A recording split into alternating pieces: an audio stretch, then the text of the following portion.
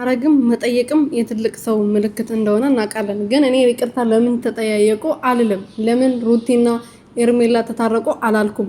ግን ቡዜ ለምን ቾኮልሽ? እስከዛሬ የት ነበርሽ? ለምን አልነገርሻቸውም? ይሄ ወንድሜ አይጠቅማችሁም፣ ከወንድሜ ህይወት ውጡ፣ የራሳችሁን ህይወት ኑሩ ለምን አላልሽም? ለምን ነበር ምርጫ ውስጥ ስታስገቢያቸው የነበረው? ዛሬ አብርሃም አንቺንም እንደማይሰማሽ ዴቭንም እንደማይሰማ ሲገባሽ ነው መጥተሽ ለሁለቱም ሴቶች አብርሃም አይጠቅማችሁም፣ ወንድሜ ነው ግን አይጠቅማችሁም ያልሽው ማለት ነው። እስከዛሬ ድረስ ለማንም ክብር እንደማይሰጥ ለሩቲም ለሄርሜላን ክብር እንደማይሰጥ አታቂም ነበር።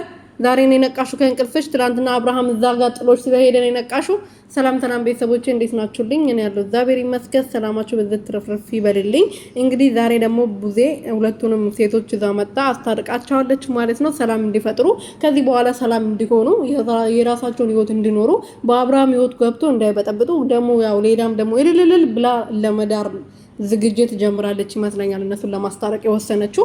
ምክንያቱም ቡዜ ያንተ ደስታ የኔ ደስታ ነው፣ አንተ ያልከው ሁሉ ይሆናል ብላለች። ከዚህ በፊትም ሩትዬን እልል ብላ እንደዳረችው እሺ ብላ እንደተቀበለች ኤርሜላንም ተቀብላ ነበር፣ ሁላችንም እናውቃለን። እና ነገም ደግሞ እንደዛ የመጣችው ሴት ፕሮግራም ላይ ቀለበት ለአብርሃም ተንበርክኮ ሲያደርግ እልል እንኳን ደስ አለ ወንድሜ ልትለው ነው ይሄንን ዝግጅት የጀመረችው ማለት ነው። ስለዚህ ምን ልላችሁ ፈልጌ ነው ሩቲና ኤርሜላ እንኳን ተታረቁ፣ እኔ ደስ ብሎኛል። ይቅርታ ማድረግም መጠየቅም የትልቅነት ሰው ነው፣ ፈጣሪን የሚወደው ነገር ነው ይቅርታ መጠየቅም ማድረግም ማለት ነው። እና ቡዜ ግን ቾኮለች በጣም ትናንትና አይደለ እንደ 24 ሰዓት አልሞላውም አይደለ ሳታስብበት ሳታሰላስልበት መጣ። ለምን እነሱን ለማስታረቅ ወሰነች? ምን አለ